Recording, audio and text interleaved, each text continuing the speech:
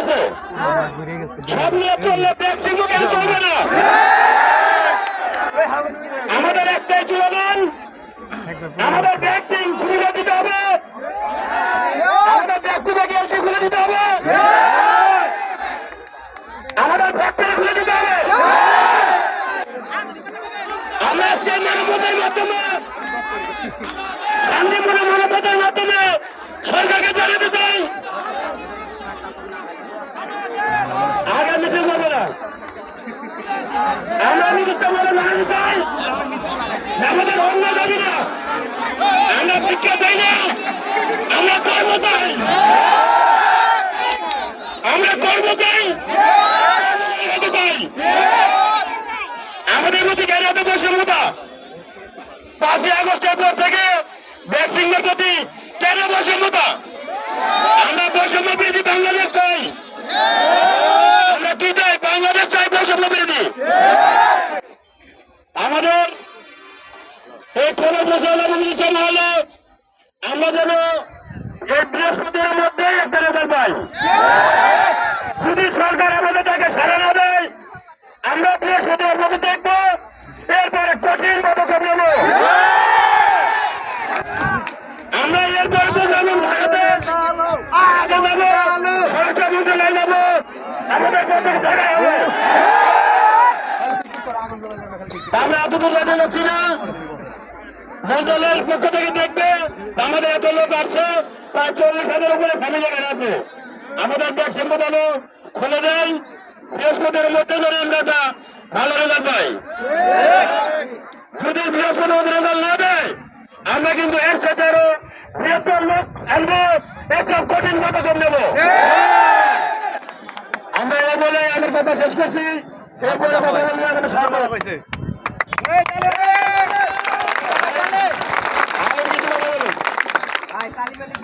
আসসালামু আলাইকুম।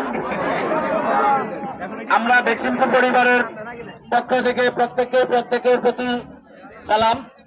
আমরা যে পরিশ্রম বা আশা নিয়ে আজকে এখানে উপস্থিত হয়েছি, সেটার বাস্তবায়ন আমাদের করতেই হবে।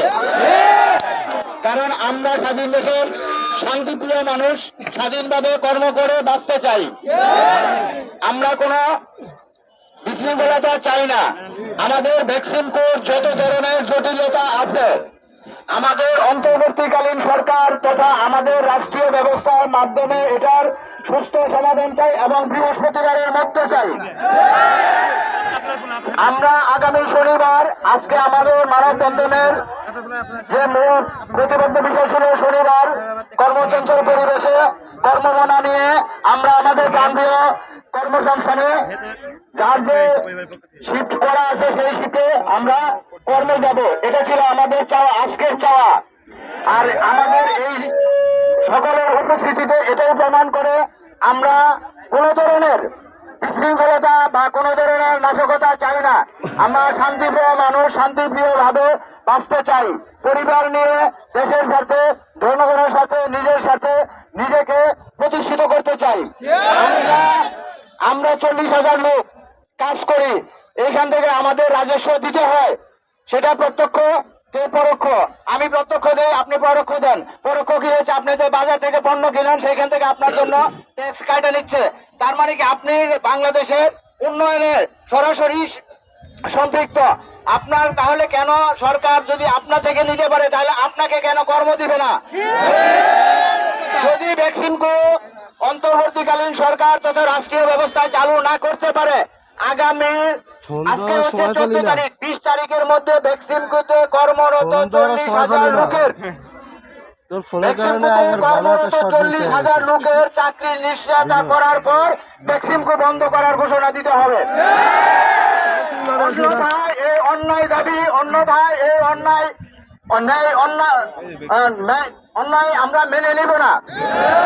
কারণ আমরা ভিক্ষা চাই না, আমরা যে যার যোগ্যতা অনুসারে আমরা কর্ম চাই।